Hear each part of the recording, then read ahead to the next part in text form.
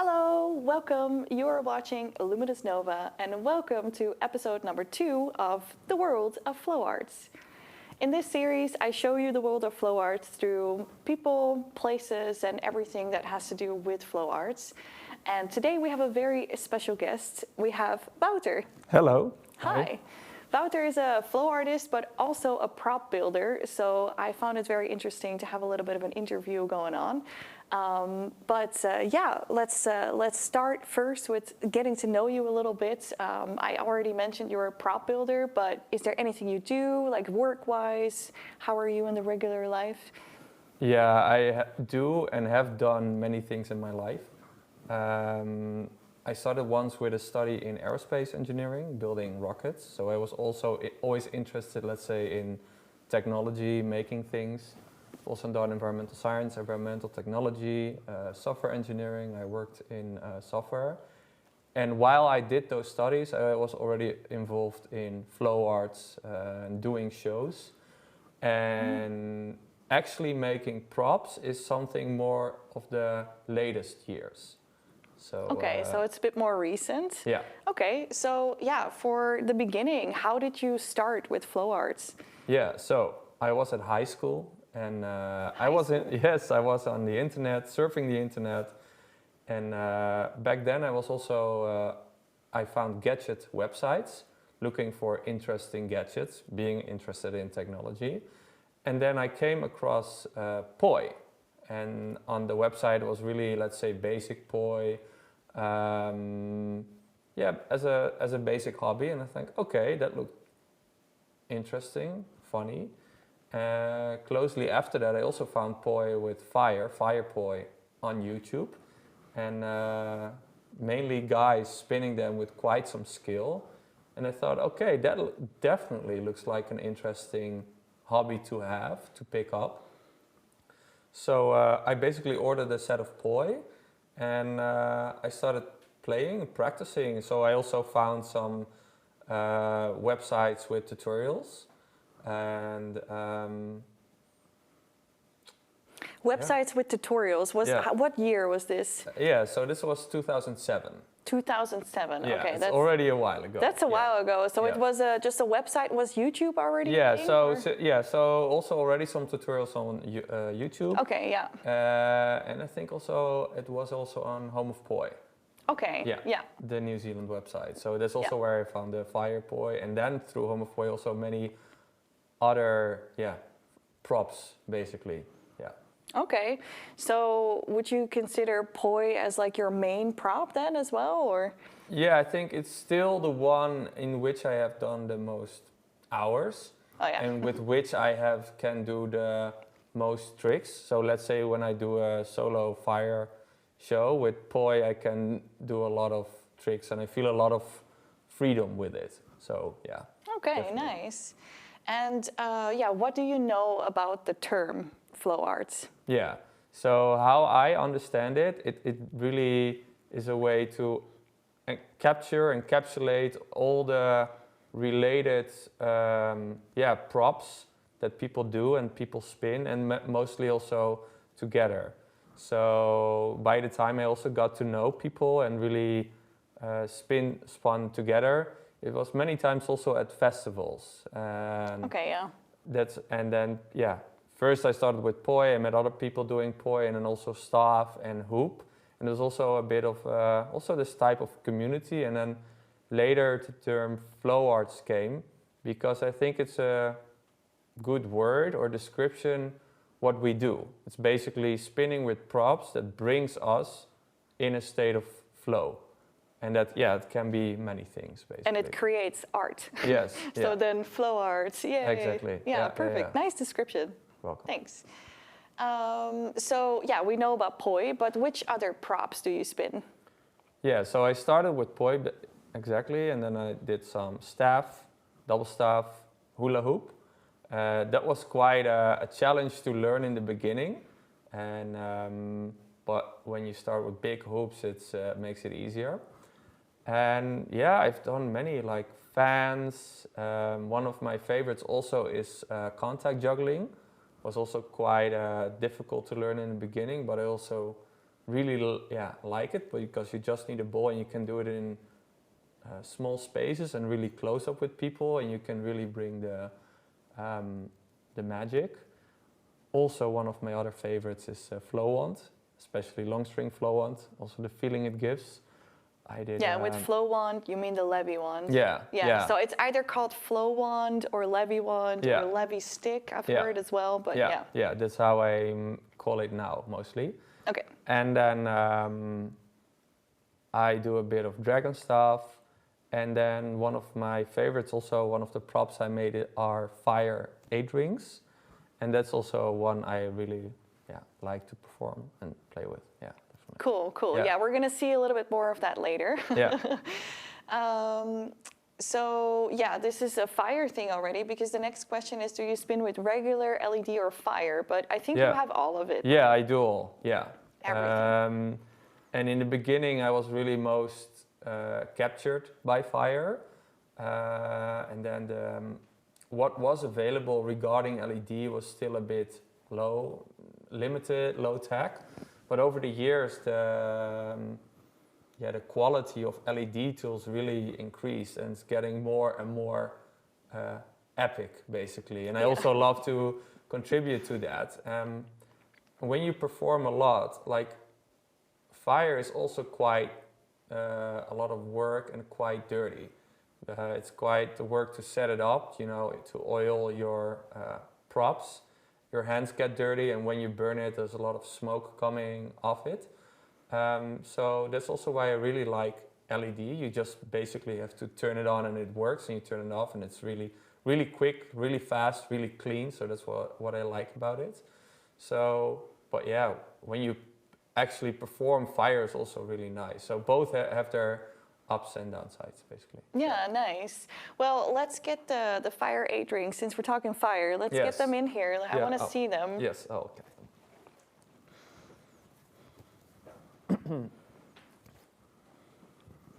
Because 8 rings, they are also a prop. Usually they're a bit smaller than this, I feel.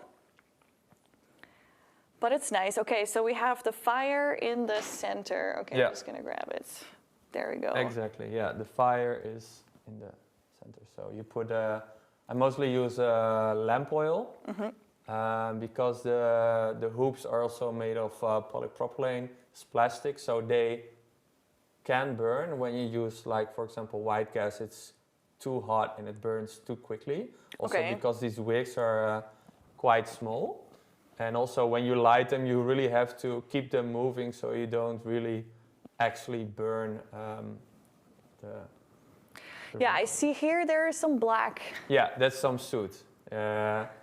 Actually, normally before a show, you have to clean it up to make it look nicer, make it look more shiny. I haven't done it today. Yeah, but that's good. Now we can see how it really is, Yeah. Okay, cool. And this was the first prop you made? Basically the first, let's say, serious or unique prop that's really that I really like and really still use a lot. Maybe interesting to tell the background story. Yeah. In 2015, I was at Fusion Festival in Germany. It's a really big festival, and they have many stages. One of which is the fire area. So during the weekend that Fusion there's many flow artists, performance artists playing there, practicing there, and performing there. And on a Saturday evening, you have the Fire Gala. And the Fire Gala is basically a show in which fire artists do their choreographed show, one after another or a group after another. And I was there, and I already had seen quite some different props in my life. But that evening, I saw a whole nother level of like really amazing artists, but also really unique props. And one of them was a group, I think they were from Hungary, but they used like, sort of like this, but they used them like individual isolation hoops.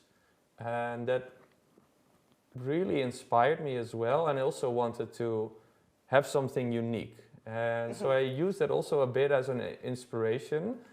And then I basically combined that concept I saw there as fire isolation hoops with 8 rings, and from that these fire 8 rings come.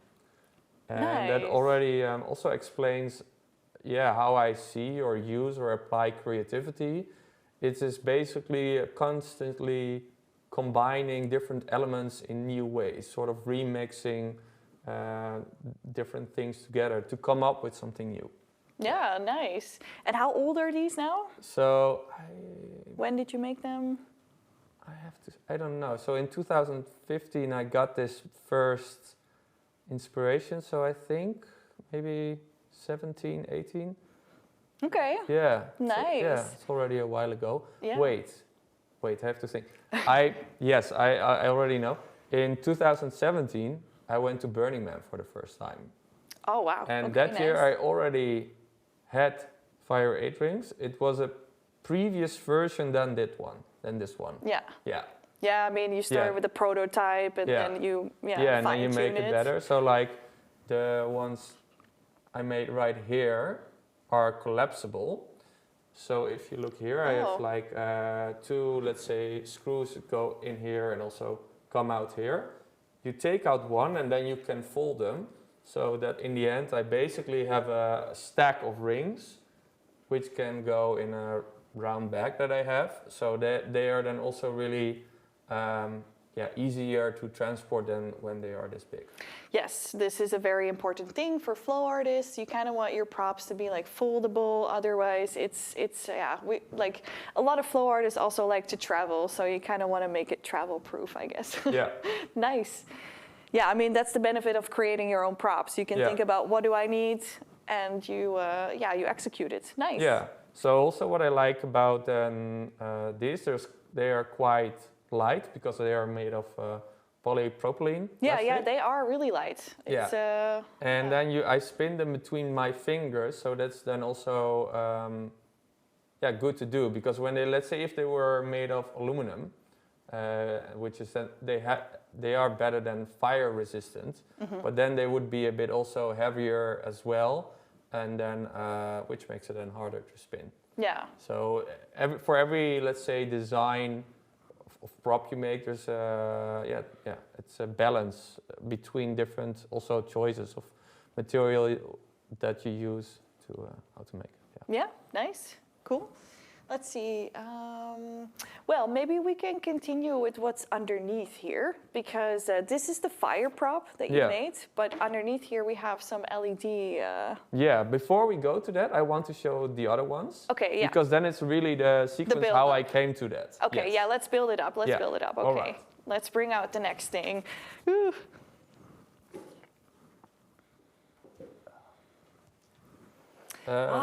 We have this. Yeah, so we have actually been on a gig together, and then I saw these for the first time, and I was very much intrigued because there is an infinity mirror in this. Yes, so I was really into the 8 rings, so I made one with fire, and I also wanted to have them with LED. And next to LED itself, I was also really into infinity mirrors. And infinity mirrors is basically an effect you can create with mirrors and LED to create an effect of depth.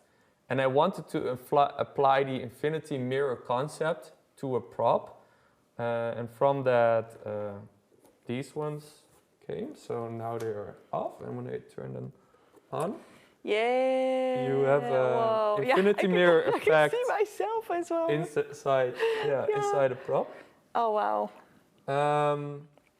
I don't know how good it is to see on camera. Yeah, you can see it well, yeah. Yeah, but also they already got some scratches because these mirrors are made of acrylic, which scratch. So that is a downside. And then that's when you actually make it and use it for a while that you find, acrylic scratches. So this has to be optimized if you, let's say, gonna make more or sell.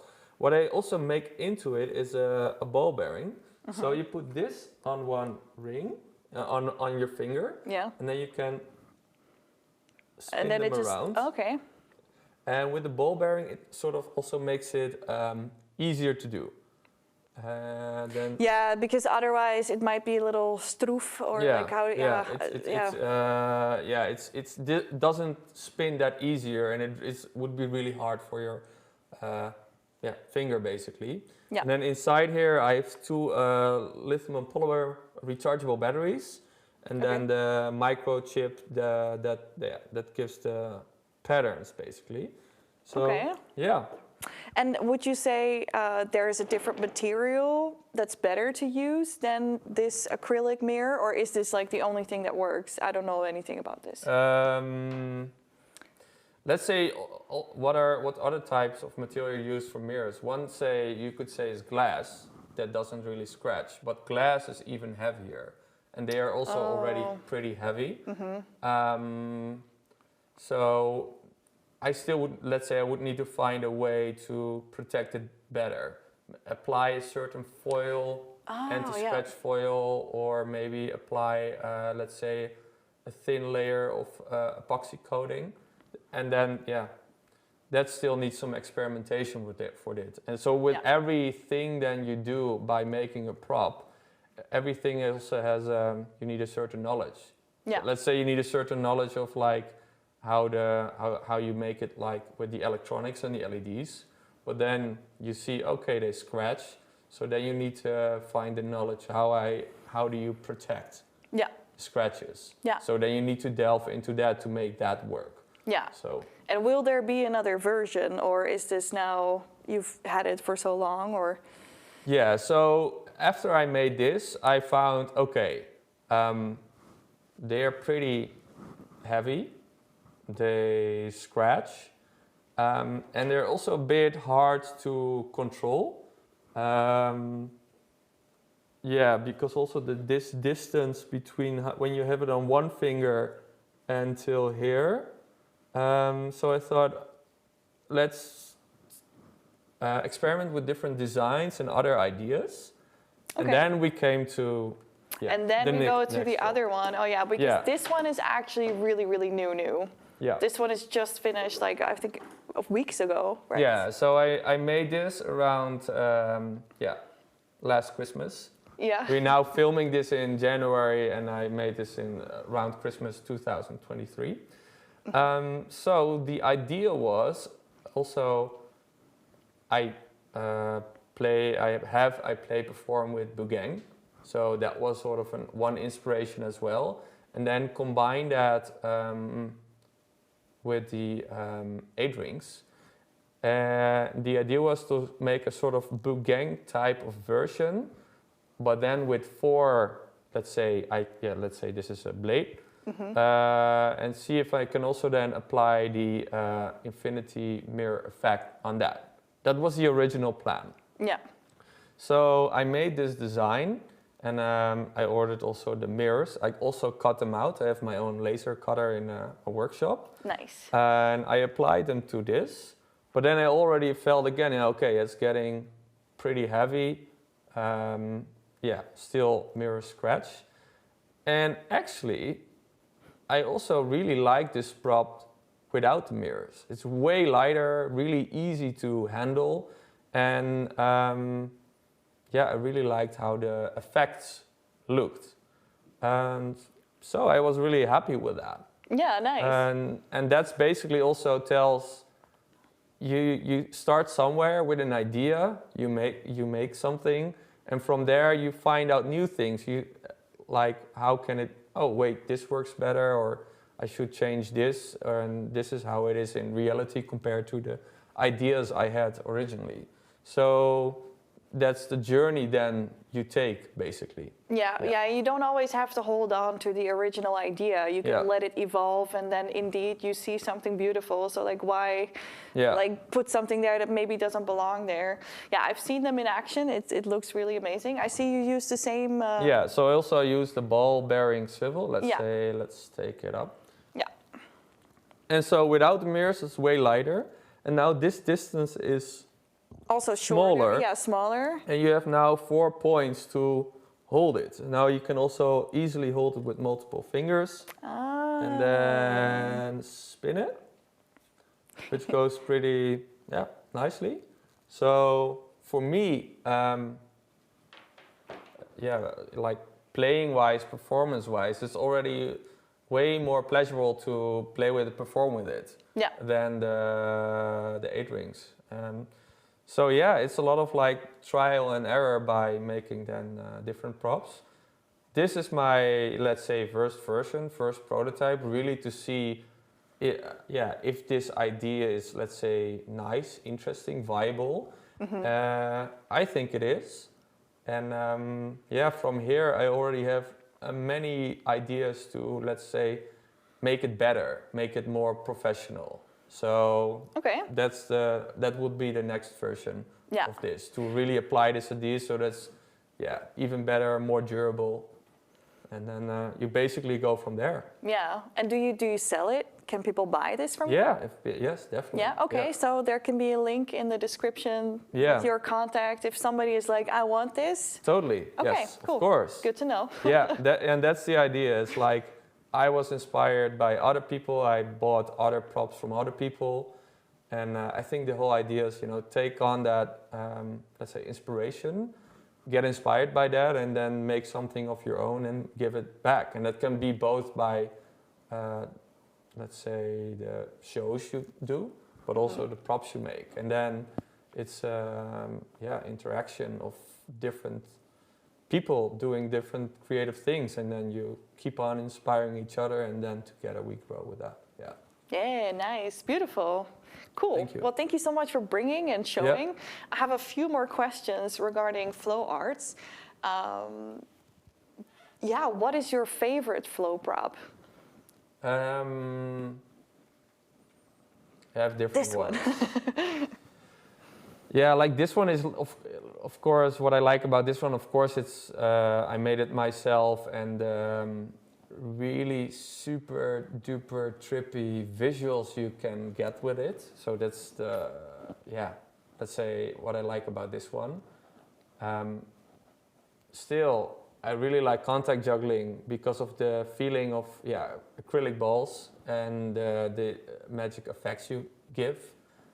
I really like long string flow on, long string levy stick. Oh yeah. Because of the, let's say, ninja feeling it gives. You can do it for like really small and slow and really fast and big. I still really like poi because of all the amazing tricks that are possible with it, or some that I know. So I really see this whole flow art as if you could be like a ninja turtle, and each ninja turtle has their own prop, and you can beat them all by playing with different props. You can be like different superheroes. Every prop has their own superhero feeling. Okay, and you cool. can beat them all by playing with them all. Nice. Multi-prop artist life. Definitely. Totally, nice. And what is for you like the difference between circus and flow arts? How I see it, flow arts is more modern. I really see it back also more on festivals. For me, also when I started, one of the reasons I liked it so much, I was already into dance music or getting more into it. And that was for me the way to express the feeling I had while listening and dancing to the music. So for me, it really is a way to dance with it. And also when you perform, you can do, let's say, a freestyle performance to the music next to a DJ, or like a choreographed performance to the DJ. So for me, how I see flow arts, it's more like dancing and flowing and getting into the flow. And what makes it really beautiful is then the choreography and patterns you get. And then for me, circus, how I see it, is like doing a really hard, impossible trick. So I think that, let's say, the goal then for circus is doing something so hard and impossible, and that makes it really wow and interesting. And then for flow arts, for me, it's more like the show and the performance and the beautiful aspect to it. How I get drawn to it is all the beautiful geometrical patterns you can make and see other people make with it. Yeah, cool. Thank Thanks. you. Nice. And do you have an inspiration? Is there? Well, I mean, you told us already about the inspiration that you saw on the gala. Yeah. But is there also like a person who inspires you, or who you follow online, or any other way? Yeah. So when I started, I didn't know any other people in real life. So I think the first year, I was all by my own and was inspired by everyone I saw on YouTube. Back then, I remember it was Nick Woolsey, for example, because he also did many tutorials. So I learned a lot from him in the beginning, first online and later in life, in real life. Also Utah, because he had really interesting videos online that was super inspirational. And then later in life, or for me at the moment, it's more the people I know in real life. And that can be also on different aspects. Or they are really good with their skill, with their show. Or, for example, with the outfits they make, or their ambition, their drive, business-wise, or how much they bring to the community. So, at the moment, it's more people in real life that I know. Okay, definitely, cool. Yeah. And I had a question. What are you going to show us today? But you already showed a bunch of props, and we're going to shoot some amazing visuals with this. So, but we also have something here. Yes. This is already in the image a couple times, so I wanted to make note of it. Like, what is this? Okay, so this is my LED kaleidoscope. LED kaleidoscope. Yeah, it's super trippy to look in. The camera picks it up quite nicely as well, but like, damn. So how did you came up with this? So when you're also in the flow art scene, because of it, I'll go to many events and festivals, and there I got inspired by, of course, flow arts, but also by other LED installations. And also with friends, I like to visit different festivals around the world. I've been to different festivals around the world, so I've gotten a lot of inspiration from different things. And how I make, let's say, props, the way I do it is basically combining different ideas in a new way. So, for example, I had seen an amazing kaleidoscope installation at Boom Festival 2012, 2014. I saw a really beautiful, art installation at Burning Man 2017. And I also saw some videos online, also in airplane, a lot of LEDs inside an airplane.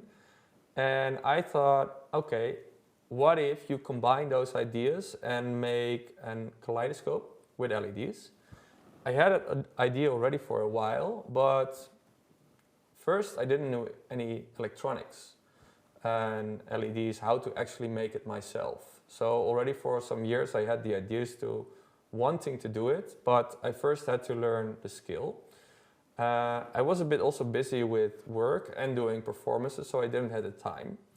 So when the COVID hit us in the world, many of the events stopped, so we couldn't do any shows anymore as performance artists.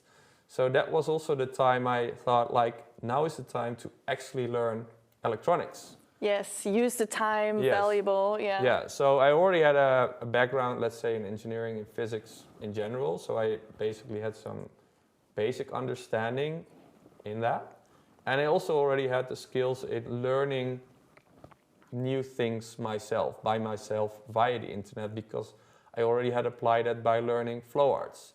So I was already basically a trained autodidact.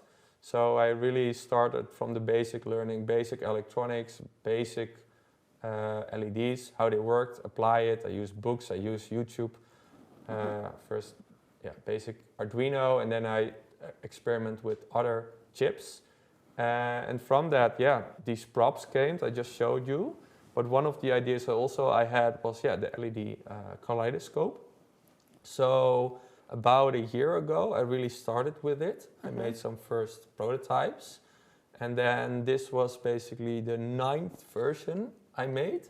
9th already. And I'm really happy how it turned out.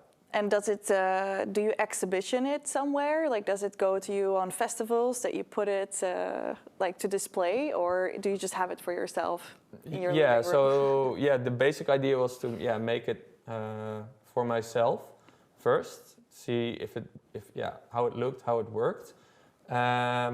After this one, I made a bigger one, and that's let's say a huge kaleidoscope installation.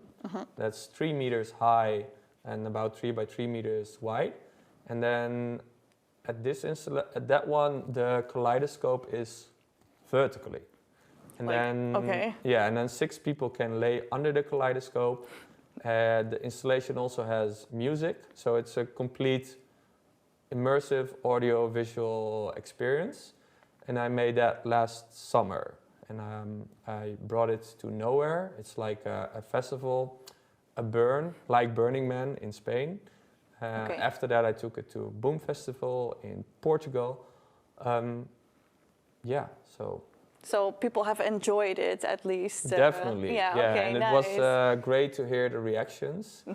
And I have to say, it's really fun and interesting to see also the difference between building installations and enjoying that also versus also performing as an artist yourself. So I could say I started off with poi and flow arts, and from there I started basically making my own props, making my own installations. So it's a lot of fun. Yeah, nice. Yeah, it's cool to see the development and to hear the story as well. Yeah. Totally. Nice. Okay, well, last question for today. Where do you see flow arts in 50 years from now? Yeah. When you already look back, since I started 2007, that's already a while ago, I've already seen many developments, like many new props coming up since I started. Yeah, I'm contributing to it myself. Yeah, a lot of technology, a lot of skills getting better, epic outfits, epic costumes, choreographies. So I think all those things will continue as well. And I love contributing to it myself too. Yeah. So I have still many ideas that I would like to apply. So let's see where that goes. But excited for the future. Totally. Yeah. Maybe many more people will spin this in 50 years. You know, maybe this will be like everyone is spinning it. You never know. We'll see. Yeah, we'll see. Okay. It's fun to experiment with it. Yes, totally. Yeah, cool. Well, thank you so much for sharing your story and your props and knowledge. It was really interesting to learn more about it. Yeah.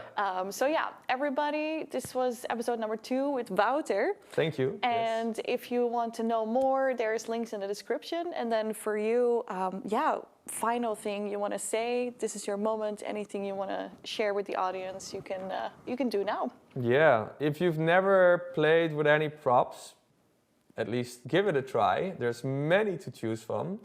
Each one is really different. There's definitely some prop for you. If you've already played with props, find the community, find the others. Find the others. Find the others. Yeah. It's way more fun to play together. Like looking back at what this whole flow arts community did for me. Like it did so much to me creatively, physically, socially, spiritually, financially. Yeah, it brought me a lot. So like the first 1 year, I just was on my own. It was a lot of fun. But then you maybe stagnate a bit. And when you find others and you really get inspired by each other, learn from each other, that makes a lot of fun. It's also a lot of fun to perform to a show. It also gave me a lot of time a boost. And maybe people can experiment by building their own props. That's another level in which you can increase the fun. Yeah, definitely. So, we need more prop builders, everybody. Yeah. So those are the first things that come to mind. Okay, cool. Yeah. Well, thank you so much. You're welcome. This was it for the second episode. Thank you for watching. Take care, everybody. Ciao, ciao.